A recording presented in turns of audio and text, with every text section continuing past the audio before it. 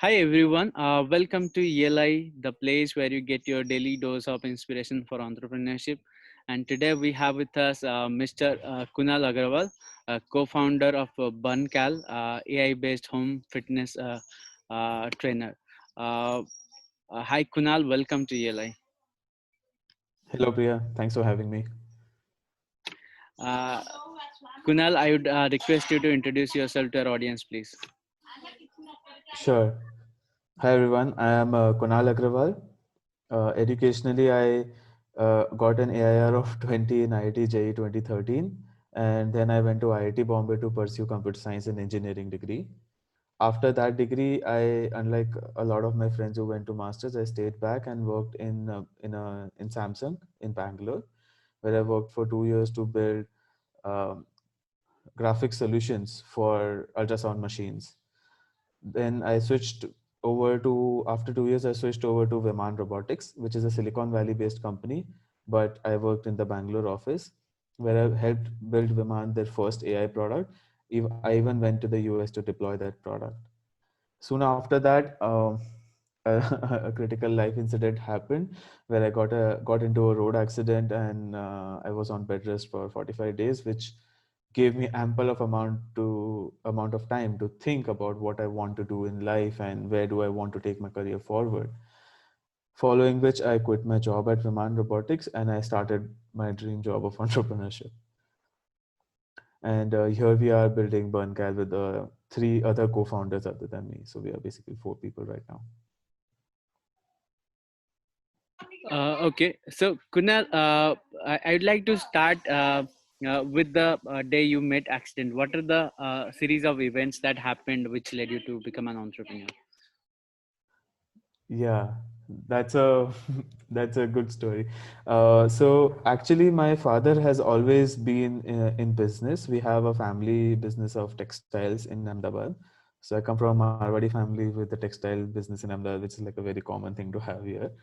Um, then, so since my childhood, entrepreneurship was something which was very rampant in the family. All my brothers are also have also joined the family business, but after my education in IIT Bombay, I wanted to do something that I could apply my degree to. What I have learned during the 4 best years of my life, I wanted to apply it to build my career.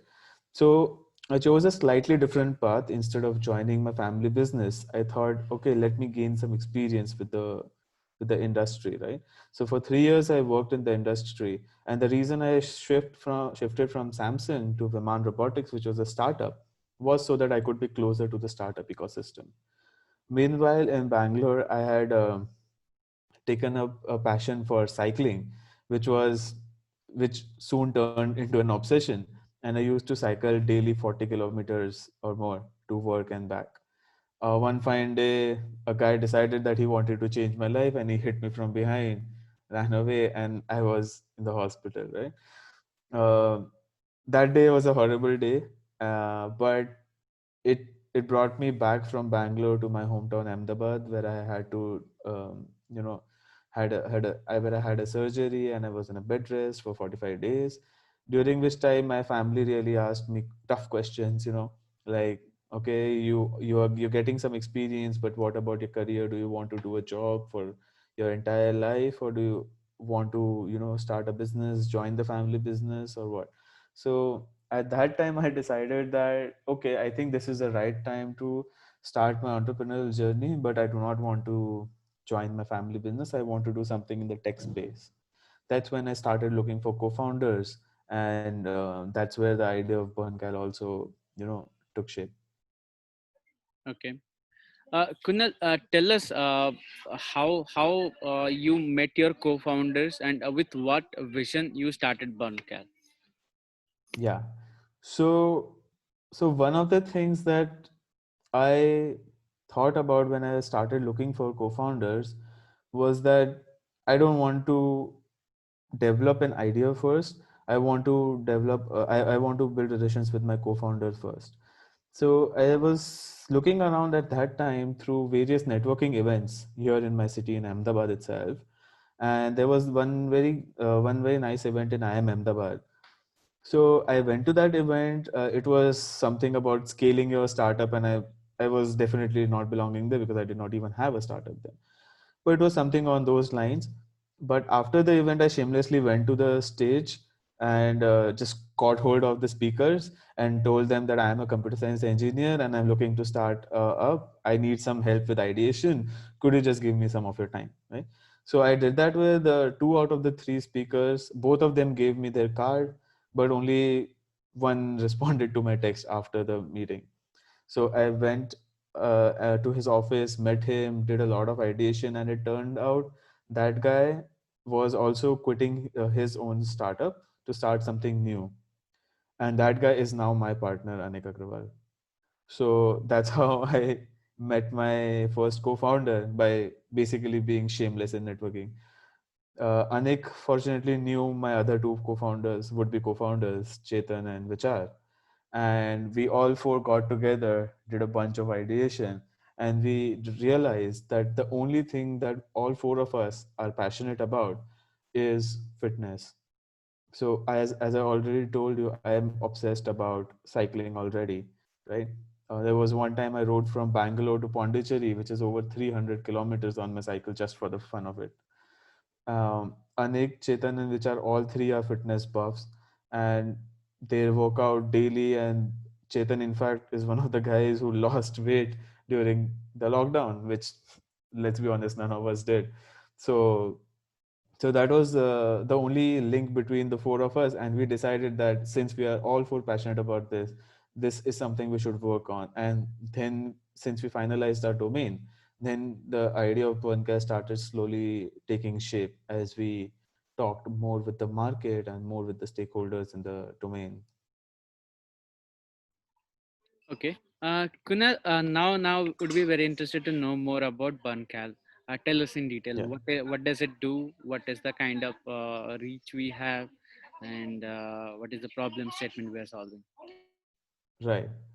So even before COVID, the gym industry mainly relied on lower retention rate among people, right? So gyms used to oversubscribe people and were hoping that not many people showed up, and therefore they would make money. So fitness has always been a very challenging aspect in the life of an individual. We all know we could be healthier, we all know we could eat better in our lives, right? But there's nothing which inherently helps us get there. So OneGal started with the vision of being the Google Maps of fitness, if I may draw an analogy. So what does Google Maps do, right? You know your destination, but Google Maps guides you from point A to point B, hand holding you at every moment of that destination, of that journey. I'm sorry. So we want to be like that for a person's fitness journey, right? Many people know that they want to become fitter, or they want to, have abs, or they, just in general want to look better or develop a better body shape. Or if you're a diabetic, you want to get a better, sugar burn ratio of your glucose in the body. So we want to be a company that guides you and handholds you along the entire journey, gives you navigational instructions where you go wrong, and course correct you. So we sense that the current methodology of getting guidance in your fitness journey is through personal trainers and personal trainers only. That's the only reliable way where you get accountability, guidance, as well as a general mentorship for the entire fitness journey. But we realized that not everybody could afford personal trainers, right? And one of the reasons why personal trainers are so expensive is because of the human cost involved. What we sought out to build, therefore, is to build an entire system where we can reduce down the personal trainer cost by making a personal trainer more efficient in giving you workouts. And that's where the idea of BurnCal emerged from. So we are building. So at BurnCal, what we are doing is we are building an entire AI system that will augment your personal trainer. So a personal trainer does not need to be with you full time during your entire workout. What we are building is what we call a motion understanding engine, right? So when you work out in front of our application, And our application will understand your motion, will guide you what to do, which exercises to do, and in real time help you execute those movements to perfection. So if you're making an error, our system will correct you for that error. Our system will also count your reps. So that is the kind of ecosystem that we are building. And in the back end, a personal trainer is sitting, a real human personal trainer is sitting, and will guide you to by making your entire program or your fitness routine program for the week, and will constantly communicate with you asynchronously. So that's how we are making personal trainer more efficient, and therefore we are enabling a personal trainer to increase the number of clients he can have, therefore giving personal training experience to more and more people, which we feel everybody deserves. Okay. Uh, let's talk about what is the kind of business traction you have got as a company. So why Yeah, don't you share us some numbers, like how many people are using your platform, what right, kind of benefits have they got, etc. right. So we are an early stage company right now, and so whenever you're an early stage company, you have to prove yourself, right? You have to prove what you have in mind works. So for the same reason, we built a prototype for our entire motion understanding engine around one single exercise, the bodyweight squats. So that prototype enables a user to stand in front of our application, perform bodyweight squats, and our algorithm will count and guide the user through the entire bodyweight squats movement. And we launched this prototype as a web application on our website, which is accessible even right now, open to public. And people can go there on their laptops or tablets, stand in front of it, and perform squats and get that kind of feedback through our algorithms. So our prototype was very well received, and over 1,500 people tried it and gave us extremely good feedback. And one of the most common ones we got was, when are you adding more exercises, right? So that's what we are working on, adding more and more exercises so that our engine can understand the user's motion for those exercises. Um, Meanwhile, we are also building an application for conducting fitness assessments for each individual person. So assessment is sort of like a PH paper, right? Or like a CIBIL score, if you may. So you get to know how fit you are in various aspects of your routine. For example, how do you stand for muscular strength? How do you stand for cardiovascular endurance? Where do you stand on muscular endurance? Where do you stand on flexibility and stuff like that? So currently we are in process of building an assessment tool using our motion understanding engine. So we can create an assessment report of an individual, following which the individual's fitness routine or fitness plan can be made to the personal effect of the person. So that's where we are right now. Okay. Okay. Um, Sounds interesting. I think you have in a way got the product market fit, and now is the time to scale up. Uh, oh, We're a little ways behind product market fit. We're still building an entire product because the Scott challenge, although it was very well received, is just like 1% of what we have in mind. So we want to build a much more than this. So product market fit is a little into the future, but we are getting there. We're surely getting there. understood. Uh, Kunal, can you tell us what are the near term plans you have for the product? Like, are you gonna raise investments, or are you gonna add people to your team? How is it? Right. So our team currently consists of our four co-founders and three interns that we have on board. But we're looking to expand the team for mobile application development mainly, because that is one competency that we do not have in the team right now. In the startup, I realized that you cannot do all the work yourself. You have certain competencies, and you need to seek help from the market for the other competencies. So we are currently looking to expand out our team a little bit to for someone who can develop mobile applications for us while I build the algorithms in the backend. On the funding rounds, we did get some support from Government of India. We have raised two grants. One was a METI grant under the TIE scheme, and another one is a Nidhi EIR grant fantastic grants, and they have really helped us, build the POC and have given us the, financial stability to execute what we have in the mind till we reach a better round of funding. And we are in we are approaching investors, and we are in communication with some to, get them invested in the company as we speak. Okay. Uh, Yeah. what are the challenges you have faced so far while building and growing this venture?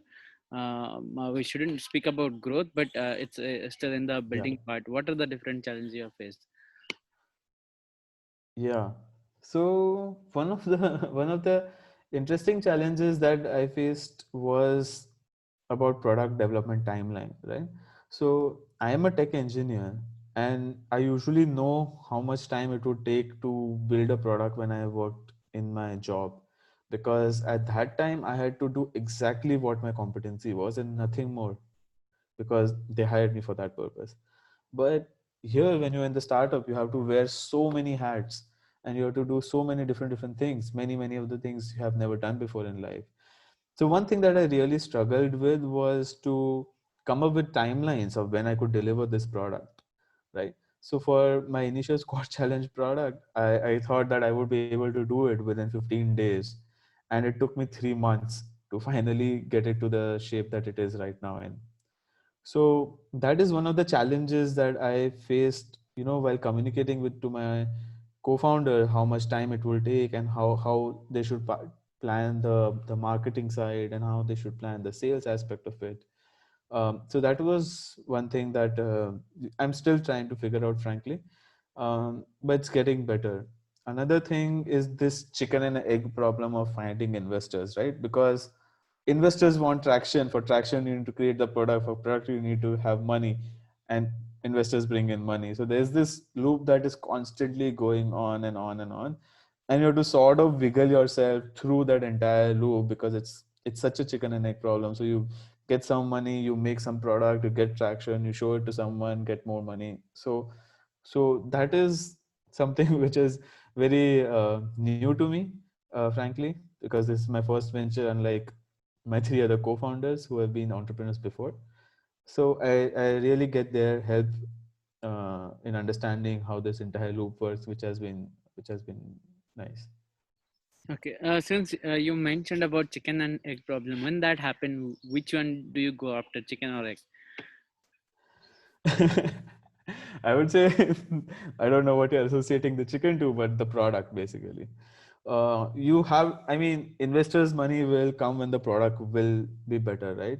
And you cannot run after investors seeking money without a product, but you can still hack your way out to, build your product, create a smaller version of the product, show it to the people, get user love, and the investors will come, right?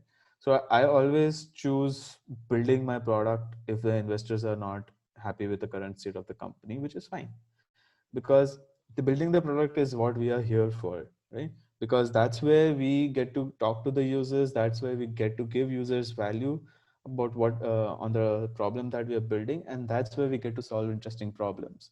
So I always go for the product. Okay.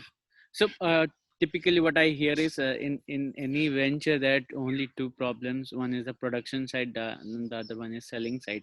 You say Yeah. go after producing first. You produce and sales will get on track somehow. Uh, Yeah. Interesting. So they Also, kind of go hand in hand.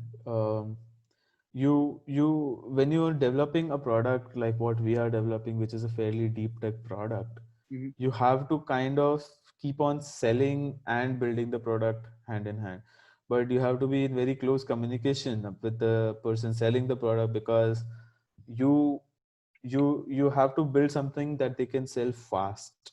I don't want to build a product for 2 years and then start selling it. That's a very bad move, according to me, because you don't get the user feedback that way. But that was the entire goal with our prototype squads challenge, right? You build a small part of your product fast, get the user feedback, and iterate and improve. Okay, So it's a back and forth sure, that way. sure. Yeah, I agree to some extent as well. Let's play a small rapid fire round where you have to choose between two words. All We'll right. start with ethics and growth. Which one you'll go after? Ethics, Micromanagement and freedom. freedom, Single founder and multiple founders. multiple, Vision versus execution. execution, Hire and fire versus slow progress. hire and fire, Sustainability and profitability. sustainability, Short term goals and long term goals. short-term goals, Bootstrap versus external funding. external funding, Uh, Quality versus quantity. quality, Reliability versus performance. liability. Okay, I'm done with the rapid fire. That was fun. uh, I think you got a lot out of me.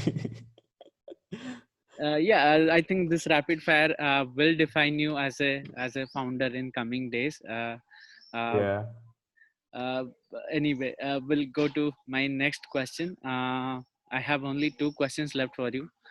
Tell us what are the interesting lessons you have learned as an entrepreneur. I think it is not a very long journey for you so far, but yeah, I'm sure there would be some interesting lessons you have learned, which can shorten the learning curve of other entrepreneurs. yeah. So one of the best things that happened to me, and to be honest, I was not aiming for it. It just sort of happened. Was finding good co-founders. So our company was built on co-founders ideating the product, not a co-founder coming up with an idea and then searching for other co-founders and then working on it. So all four of us sat together for more than 2 months to ideate on the product, ideate on the idea of the business and what we want to build, rather than what one person wanted to build and the others were just convinced of. So I would one of the biggest learnings for me has been, or one of the biggest blessings for me has been having co-founders that match my wavelength and co-founders that can complement my lack of competence. For example, I don't know how to run a startup. This is the first time for me running a startup. But three of my co-founders are serial entrepreneurs. So they can clear all my uncertainties or all my doubts really fast. Some of them have already made 100K plus sales USD. So I don't have to worry about sales that much. I can just be part of the process, keep on learning and keep on giving my 2 cents. And a lot of things get automated because it's their competence and I let them have that kind of freedom, right? So one of the key things I would say is don't run after the idea, run after the co-founders. Ideas come and go, but co-founders are going to stay with you, right? So that is one of the key learnings for me. Other than that, a learning is to just begin, just work your way through. It has been one of the challenges that I have faced is the uncertainty involved in entrepreneurship. So as an engineer, if you're doing a job, you always know what you're working on, you know exactly the outcome is expected, and you exactly know the input that is expected, right? But as an entrepreneur, you get so much freedom to work on whatever you want that it becomes slightly challenging to deal with the uncertainty of the situation. And that's when your co-founders can talk about it and help out each other, because let's be honest, a startup is like a journey into the unknown, right? So there's going to be uncertainty. That has been really a good learning experience for me, embracing the uncertainty. My final question to you: what? How do you suggest our audiences to start their journey as entrepreneurs? Yeah. So I would say just start, right? So if you have a good backing, if you can afford it, if you have good savings, I suggest just start, because The first few years of your business are going to be so uncertain and so stressful. You want to get them behind you as soon as possible, right? So just start today. And if you cannot, like if it's financially does not make sense for you, I would say start part-time. Give thought to what you want to build. Start finding your co-founders and work on your project part-time along with the job. You can always find 1 or 2 hours a day to work on what you're passionate about, right? And basically be out there to talk to a bunch of people. And one thing is, do not be deterred by criticism or be enthusiastic about compliments, because let's be honest, nobody knows what they're doing. I don't know what I am doing. Every startup idea is a hypothesis, and that is a hypothesis that only you have to test it out, right? Anybody can say everything, and they will, but it is you who have to figure out will this idea work, or why this idea will not work. And you can do that only by being out there, talking to bunch of people in the who would be stakeholders in the domain, or build a prototype and quickly test out a product. That's the best way to move forward, right? And this decide what to be and go be it. Okay.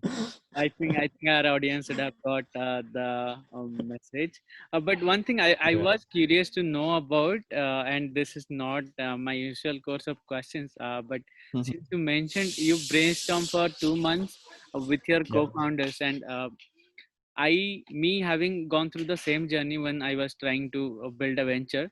Uh, Mm-hmm. so what happened was we brainstormed multiple problems and figured out which one to go after. And I've been working with startups also, and I have seen the similar kind of journey they take. So Mm-hmm. tell us what happened in those 2 months. How did you stick on to each other for two months without having a uh, agenda for to go after? I I would have to be honest, those 2 months were the most fantastic months, right? Because the entire world suddenly becomes your canvas, right? You can do anything and everything. So what we did was we sat down and we wrote a bunch of ideas on paper. We sat through one of each of them and decided. We first of all decided that we will do only something that all four of us want. We won't try to do something that only a couple of us wants, and we'll try to convince the other two, right? All four of us need to believe in that idea, otherwise it won't work. And uh, and we basically we wrote down a bunch of ideas and a bunch of basically domains rather than ideas, actually. And we talked to a bunch of people in those domains. We took around a month to just reach out to our connections, reach out to LinkedIn, and reach out to all our relatives, and talk about those domains rather than ideas with those people, and seeing where that domain is. For example, where the fitness domain is, where is it heading towards, what kind of companies are coming up in this domain, what kind of companies are getting funded, and what is the general reception of such a change in behavior, right? So we analyzed a lot of domains. We analyzed drone industries, we analyzed robotics, and education industry, edutech, a lot of industries. And ultimately, we sat down, we wrote our thoughts about all of those industries. And it was so fun discussing anything and everything, because anything could be a possibility. And that was fun, right? But at the end, we decided that something that all four of us are passionate about is the fitness industry. And we dove deep into that. That's how we did our ideation, at least. Okay. I'm done with the interview, and I must say it was a great pleasure speaking to you. And what you are building has some true potentials, and I wouldn't be surprised to see you in Forbes 30 under 30 soon. I don't know if you are able to. Uh, I wish I can make your dreams come true. Thanks for your time, Kunal, and our best wishes for BurnCal. Thank you. It has been a pleasure, Priya. Listeners, you can follow Kunal on LinkedIn by typing Kunal Agrawal. Do try his app and give him feedback so that he can improve. That is it for today's episode. We'll be back with another exciting entrepreneur. Stay tuned to ELI.